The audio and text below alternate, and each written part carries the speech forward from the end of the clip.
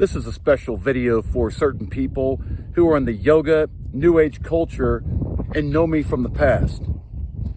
Most of you, unfortunately, having experienced anger and hostility that I've shown you. I'm making this video because God, or whatever any of you choose to call this source, has requested for me to do it. While I don't agree with everything that famous psychiatrist Carl Jung said, one thing that he said that I resonate very heavily with is that loneliness does not come through not being in close proximity to other people. Loneliness comes from not being understood. So in going full cultural mask off about myself in this video, I'll also be expressing how I believe I've caused each one of you to feel through really thinking about and meditating on how I believe you folks must have felt through your interactions with me. And on that note, please know that your privacy is of my utmost concern. Your identities remain anonymous throughout this video. I do not talk about you with other people, and you can consider me to be Fort Knox with all of it. Also, in doing what God has requested for me to do, please know that this is coming from my highest level of genuine loving kindness for each one of you. And there are no strings attached, no quid pro quo from any of this. If any of you choose to contact me, it would be entirely up to you. But whether you do or not won't change anything I'm saying to you in this video. And if you choose to never speak with me again, please know that I've released you with my highest level of genuine loving kindness. I've spent a very long time and a whole lot of work in the process of making this video, so I hope you'll watch it. One of you is a yoga teacher from Eastern Kentucky, small town in Eastern Kentucky. If you read some of my Facebook pages, some of my Facebook posts, I talk about the experiences that I've had for a long time in small towns. And you were on the western side of Appalachia, and I've been in the eastern side of Appalachia for, I'd say, at least 8 years now. And I've come to find that there is a dramatic difference between those people of small town, not everybody, but folks of the small towns, rural areas versus megapolis, you know? So, but you have on your, I saw on your Facebook page, this was a long time ago, a post that said, "No yoga," spelled N-O yoga, no peace, N-O peace. The second part was "No yoga," spelled K-N-O-W yoga, K-N-O-W peace.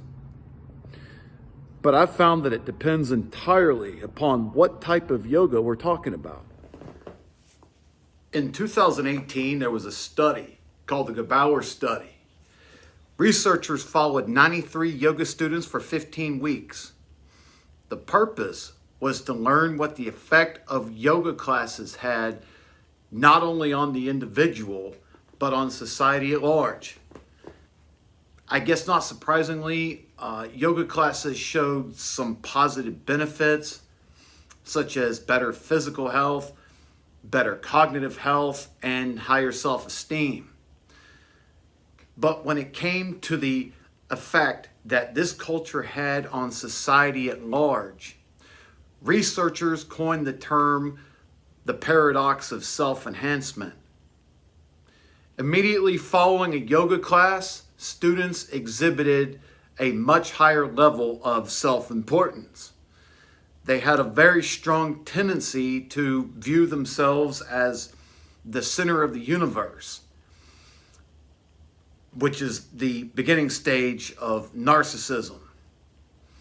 Narcissism is on a spectrum. On the light end of that spectrum. You have folks who jump straight to the front of the line or talk about themselves all the time, and that's all they talk about, or post countless selfies on their social media. But on the far, far end of the spectrum, on the other side, are like war hawk dictators like Donald Trump, or psychopathic killers like Ted Bundy or Richard Ramirez.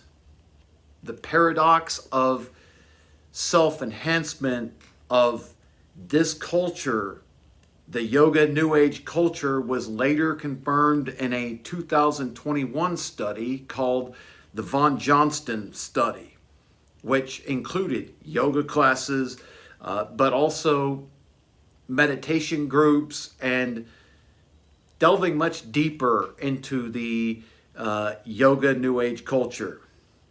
They define this paradox as communal narcissism. This has most certainly been what I've found throughout my travels, through many, many different yoga studios along my travels, and I've had countless conversations with a whole ocean of people, both men and women, who have told me that they've witnessed the same thing in the yoga new age culture. And that's why they quit. The most common sentiment which was expressed to me was that folks in those groups were on islands unto themselves, and that they were as much real communities as airport gates. But there was a yoga studio that I came across along my journeys, which was astonishingly different than the typical yoga new age culture that I'd have to say that I ever experienced. Needless to say, this yoga studio was in a small town. The things that initially stood out to me, number one, was that it was truly welcoming of everyone. Not just because the two women who ran the place were that way, but because everyone chose to be that way. Regardless of who you were or wherever you came from, you were welcome there by everybody. The second thing that really stood out to me was that it was a real community because everyone actually cared about each other.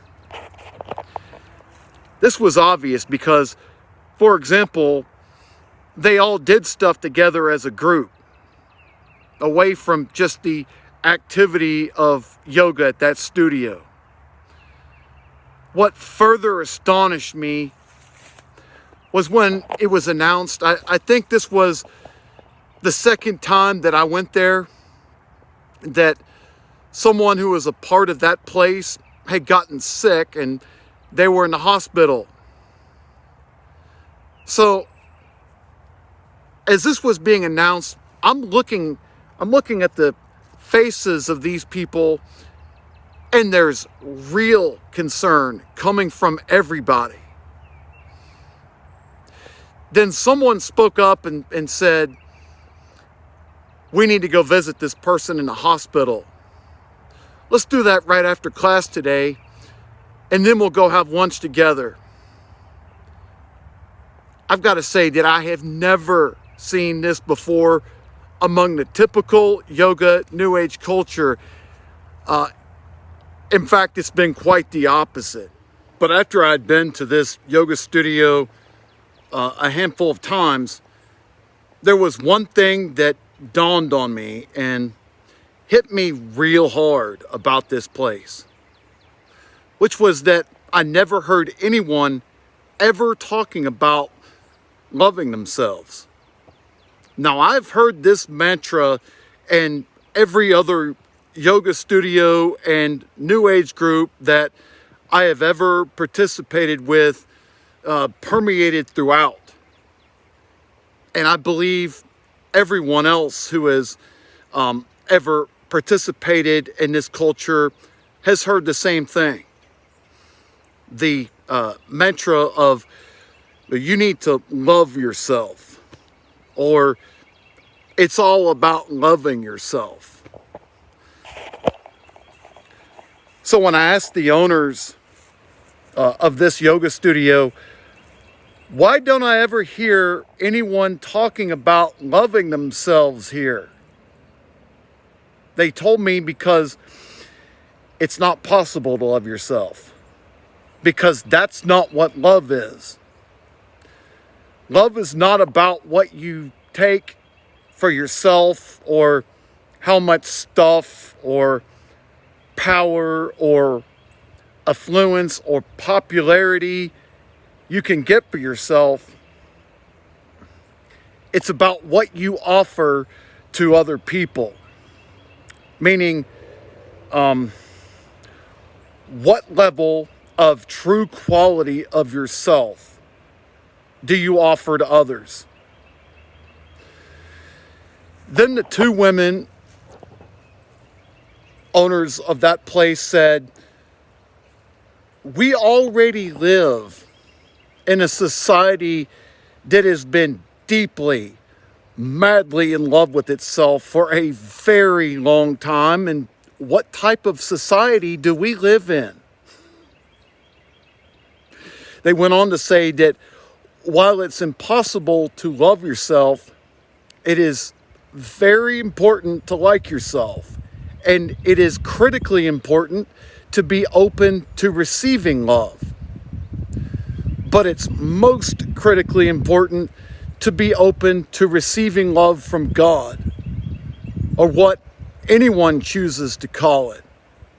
I call it God. I'm not trying to sell a religion here. I don't subscribe to any religion.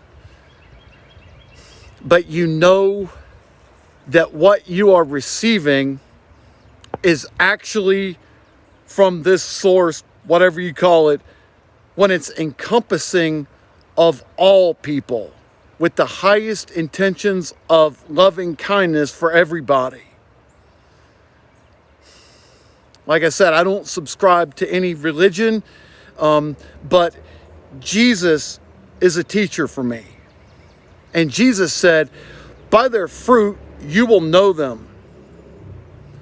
By the level of quality that people or groups or cultures of people produce, you will see what direction they're actually headed in this infinite classroom called life, due to their underlying motivations. This is what showed up in the Gebauer study and the von Johnston study. Instead of uniting, which is what the word yoga actually means, it's created a culture of folks who are engrossed in hedonism and living on islands unto themselves. Now, this doesn't mean that every single person in a yoga class or a new age group is this way or headed in this direction towards becoming this way. But the research clearly speaks for itself on a collective scale,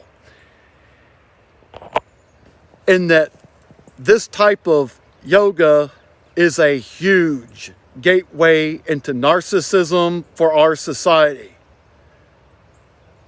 which very, very much contributes to the fractionalized division, particularly among men and women in our society. And I'll get to that later in the process of making this video, and why this should be of utmost concern for everyone. But that was the key, which marked the dramatic difference of this entirely different yoga studio from the typical yoga, New Age spiritual culture. The bottom line is that they never allowed the entirely toxic and destructive paradigm of loving yourself through their doors. This begins with the leadership of any one of these groups, which then becomes the accepted paradigm of all of its participants, which then gets put into the actual application of this truth and becomes the real fruit of any one of these groups. The real question is, what are your underlying motivations? Is it to love yourself and use the law of attraction to get whatever you want for yourself? Because that's the gateway into narcissism. Or are you doing what you're doing to become a serious student in this classroom of life and grow closer to God that way? There's a video on my Facebook page titled, "This was my journey through and out of the evangelical culture and the lessons that I learned from all of it," wherein I discussed how I got sucked into that cult, otherwise known as the Christian Zionist cult, which began with how moved I was when I saw the amount of volunteer work from the very beginning that they were doing in the community. But what I failed to see was what their underlying motivations were on a collective scale. Because collectively, their motivations were to grow power for themselves. Which is now on the global stage for the whole world to see, as we are witnessing how horrific, destructive, and demonic that cult actually is. A cult is the same thing as a narcissist, just on a collective scale. And if the the collective of the Christian Zionist cult were to be summed up as one person, it would be somebody who has chosen to go way down the path of narcissism, thereby building a phony construct based on control, manipulation, and cruelty around themselves. And then that construct becomes their new identity. But this entirely different yoga studio, from the foundational level, had chosen to become serious students of this classroom matrix called life. Because that's what their motivations were. And thereby actually growing closer to God that way. And this was reflected in their fruit. For example, as a group, these folks were as active in volunteering in their community as the Christian Zionist cult was, except they were actually helping the people of their community instead of spreading harm that way.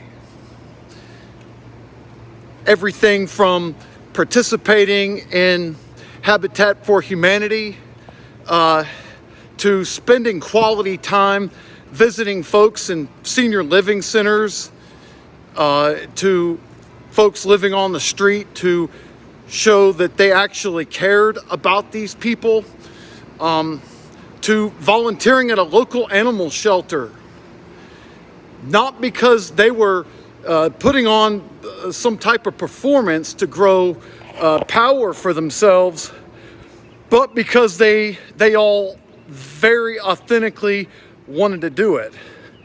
And they were being energized by the actual Spirit of God, or what anyone chooses to call this source that way.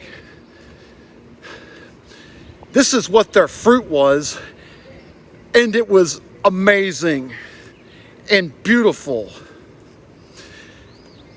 Show me any yoga studio or New Age spiritual group within this culture which actually does this. Again, as Jesus said, by their fruit you will know them.